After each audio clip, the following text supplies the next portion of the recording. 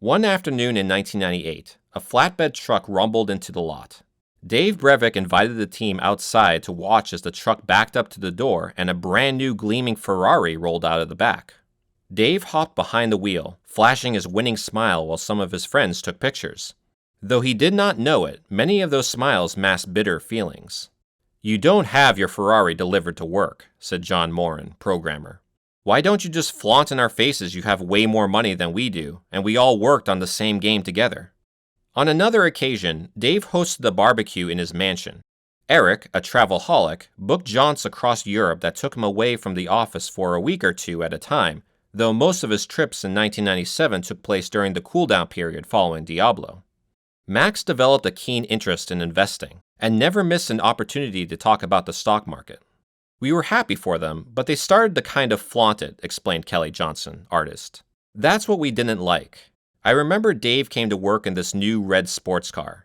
He was like, 'Come look at my new car,' and we go, 'Wow, yeah, that's bad, that's a cool-ass car.' Then he got a second car and we were still, 'Yeah,' then by the third car it was like, 'Wait a minute, what about us? When do we get to have a new something?'" Sexton and Joe brainstormed and wrote for 6 months. Each day, their friendship strengthened as their enthusiasm for dragons grew. When they reached a point where they felt comfortable sharing details, they sent out a company-wide email outlining the game's backstory and goals. Feedback from one developer was immediate and harsh. "There was a love story in there at one point," Joe explained. "The person said, 'You're trying to make me a fag because you want me to play a girl who has a love story. So basically you're saying I have to play a chick who makes out with a guy.' To which I could only respond, 'Wow.' That was the environment I worked in at the time." Joe was shocked and saddened by the response. He was also irritated that anyone would get hung up on the romance angle when the design was packed with so many cool features and ideas. Dragons, for example, perform acrobatics in the air as they soar around breathing fire. Each dragon carries a slave bound by hooks and chains and fastened to a glider. Slaves ride on the backs of their dragons. When they get close to an enemy dragon, they jump off, sail through the air, and use their hooks to scale the enormous body of the enemy dragon while it loops and flips. "It was totally, completely fucking batshit insane," Joe gushed.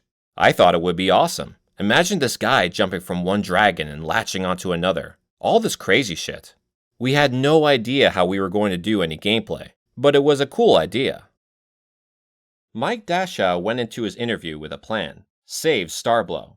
His resignation at working on a Diablo clone set in space had shifted to a firm belief in the project. It had momentum, he explained. The team was seasoned, excited, and invested, and they summarily shut it down, Dashow said. "Basically, thank you for your opinion, we're shutting it down." And that was it. I'd fought long and hard for them to keep it, but no.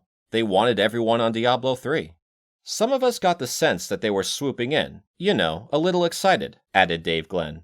"You could tell that they were like, 'Diablo's ours! The precious is ours!' Not in a super sneaky way, but I think there was a little bit of conflict between North and South.